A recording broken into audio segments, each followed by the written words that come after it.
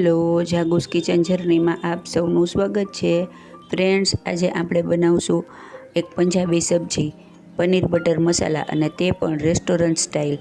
આ સબ્જી એટલી સુપર ટેસ્ટી, સુપર ક્રીમી અને સુપર યમી બને છે ને કે હું તમને શું કહું. તો ચાલો શરૂ કરીએ. એના માટે સૌથી પહેલાં આપણે એક પેન લેશું અને તેમાં 1 ચમચીથી 2 ચમચી જેટલું તેલ ગરમ કરવા મૂકીશું. આમાં અત્યારે આપણે તેલ ઓછું નાખવાનું છે. ત્યારબાદ તેમાં 5 ચમચી જેટલી હિંગ એડ કરીશું. હિંગ એકદમ સરસ આવી જાય એટલે તેમાં 5 ચમચી જીરું એડ કરીશું. જીરું આખું એડ કરવાનું છે. ત્યારબાદ 2 થી 3 સૂકા લાલ મરચાં, 10 થી 12 કાજુ, આ બધું એડ કરી અને આપણે તેને સરસ રીતે સોતે કરી લેશું. ગેસ ધીમો રાખવાનો છે. આપણા મરચાં બળી ન જાય તેનું ધ્યાન રાખવાનું છે, નહીંતર આપણને સબ્જીમાં તેની કડવાશ લાગશે. ત્યારબાદ આપણે તેમાં 8 થી 10 કળી સમારેલું લસણ, 2 મીડિયમ સાઇઝની ડુંગળી, 2 મીડિયમ સાઇઝના ટમેટાં, ડુંગળીને સહેજ સોતે કરી લેવાની છે. ત્યારબાદ 2 મીડિયમ સાઇઝના ટમેટાં એડ કરીશું. ડુંગળી સહેજ ટ્રાન્સપેરન્ટ થાય અને લસણ સહેજ શેકાઈ જાય પછી આપણે 2 મીડિયમ સાઇઝના ટમેટાં કટ કરેલા એડ કરીશું અને 1 લીલું મરચું અને 1 ટુકડો આદુનો કટ કરીને બધું આપણે એકસાથે એડ કરી દઈશું અને તેને સરસ રીતે મિક્સ કરી લેશું.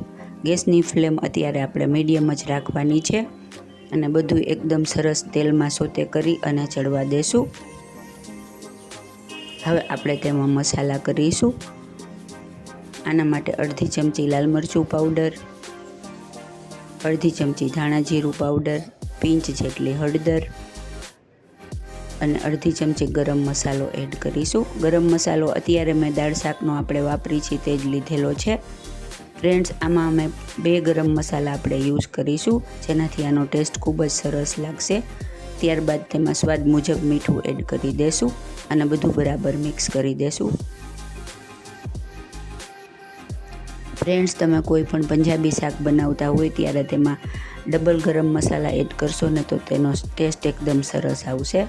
ત્યારબાદ ઢાંકણ ઢાંકી અને 2 મિનિટ સુધી ચડવા દેશું અને તેમાં 2 થી 3 ચમચા જેટલું પાણી એડ કરીશું, જેથી આપણા ટમેટાં ડુંગળી સરસ રીતે ચડી જાય અને એકદમ સરસ ગળી જાય. હવે આપણે તેને ઢાંકણ ઢાંકી ચડવા દેશું. જો આપણા ટમેટાં એકદમ સરસ રીતે ગળી ગયા છે. આ ફક્ત 2 થી 5 મિનિટમાં જ થઈ જશે. હવે આપણે આ મિશ્રણને નીચે ઉતારી અને સાવ ઠંડુ થવા દેશું.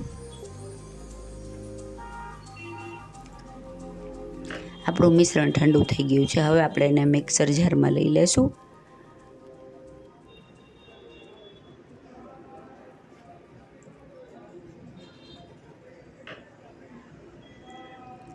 ત્યારબાદ આપણે તેની સરસ મજાની પેસ્ટ બનાવી લેશું. આપણે ગ્રેવી ધીમે ધીમે ચલાવી અને એકદમ ફાઇન પેસ્ટ બનાવી લેવાની છે. 1-2 આંટા વધારે ચલાવવાના, જેથી આપણે જે ગ્રેવી ગાળવાની છે ને તે પ્રોસેસ બચી જશે. આપણે ગ્રેવી ગાળશું નહીં તો એકદમ જ સરસ પેસ્ટ આમ જ મિક્સરમાં જ બની જશે. ત્યારબાદ આપણે એક પેનને ગરમ કરવા મૂકીશું. તેમાં 2 થી 3 ચમચી જેટલું ઘી મેં પહેલાં એડ કરેલ છે અને 2 થી 3 ચમચી જેટલું તેલ લેશું. તેલને ઘી બે મિક્સ લેવાના છે. તમને ગમે તો એકલું ઘી પણ લઈ શકો છો. ત્યારબાદ તેમાં પિંચ જેટલી હિંગ એડ કરીશું. હવે આપણે રેડી કરેલી પેસ્ટ એડ કરીશું. ફ્રેન્ડ્સ, જો તમે મારી ચેનલ પર નવા હો તો મારી ચેનલને સબસ્ક્રાઈબ જરૂરથી કરજો અને બાજુમાં રહેલ ઘંટડી દબાવી દેજો, જેથી મારી નવી રેસીપીનું નોટિફિકેશન સૌથી પહેલાં તમને મળે. અને મારી રેસીપી તમે પસંદ કરતા હો તો તમારા સર્કલમાં વધુમાં વધુ શેર કરી મને સપોર્ટ કરજો. હવે આપણી ગ્રેવી સરસ મજાની શેકાવા લાગી છે. ત્યારબાદ આપણે મિક્સરનો જાર ધોઈ અને તેમાં જેટલી ગ્રેવી હશે તે લઈ અને તે પાણી એમાં એડ કરીશું. આ મેં 5 કપ જેટલું પાણી લીધેલું છે. તમારે ગ્રેવી જેટલી પતલી કરવી હોય તેટલી કરી શકો છો, પણ આ સેમી થીક ગ્રેવી સરસ લાગે છે અને એકદમ ઘી મૂકવાથી એકદમ સરસ અને એકદમ ક્રીમી એનો ટેસ્ટ આવશે. તમને ગમે તો તમે ઘીની જગ્યાએ બટર પણ લઈ શકો છો.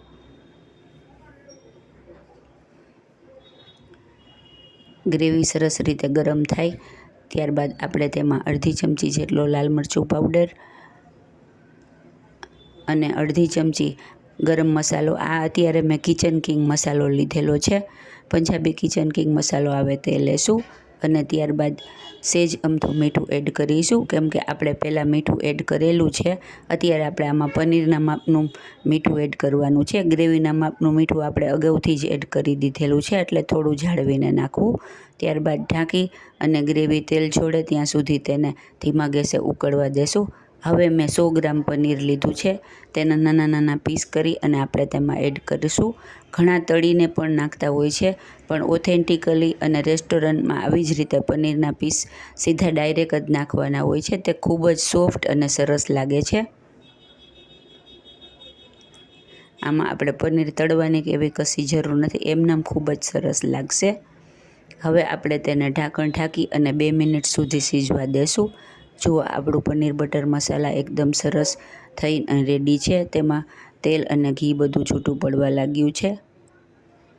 ફ્રેન્ડ્સ, આ ઓરેન્જ ગ્રેવી તમે રાઈસ સાથે અથવા તો પરોઠા સાથે અથવા ફુલકા રોટલી સાથે ખાશો ને તો એટલી સરસ લાગશે ને કે વાત જ ન પૂછો. હવે આપણું શાક રેડી થઈ ગયું છે. આપણે તેને એક સર્વિંગ પ્લેટમાં લઈ લેશું. આપણું એકદમ સ્મૂથ, એકદમ સુપર ટેસ્ટી અને સુપર યમી પનીર બટર મસાલા રેડી છે ને એકદમ જોરદાર. જોતાં જ ખાવાનું મન થઈ જાય એવું ક્રીમી અને એવું સુપર ટેસ્ટી આપણું શાક રેડી થયું છે. હવે આપણે તેને કોથમીર અને કાજુની સ્લાઇસથી ગાર્નિશ કરીશું. લાગે છે ને એકદમ જોરદાર. ખાવામાં પણ એટલું જ ટેસ્ટી છે. એકદમ સુપર ઇઝી મેથડથી સુપર ટેસ્ટી અને સુપર યમી એવું આપણું પનીર બટર મસાલા રેડી છે. તો તમે પણ ચોક્કસથી બનાવજો અને તમારા ઘરનાની વાહવાહી લૂંટજો. ફ્રેન્ડ્સ, રેસ્ટોરન્ટ સ્ટાઇલ આપણું પનીર બટર મસાલા રેડી છે. તો તમે આ વખતે ચોક્કસથી બનાવજો અને ચોક્કસથી બધાને ખવડાવજો. બધા ખુશ થઈ જશે. છે ને એકદમ જોરદાર. ખાવામાં પણ એટલું જ મજેદાર છે. ફ્રેન્ડ્સ, આમાં લાલ મરચાં થોડા તીખા ઉમેરવાથી તમે ખાશો ને ત્યારબાદ એનો આફ્ટર ટેસ્ટ એકદમ સરસ તીખો આવશે, જે ખૂબ જ સરસ લાગે છે.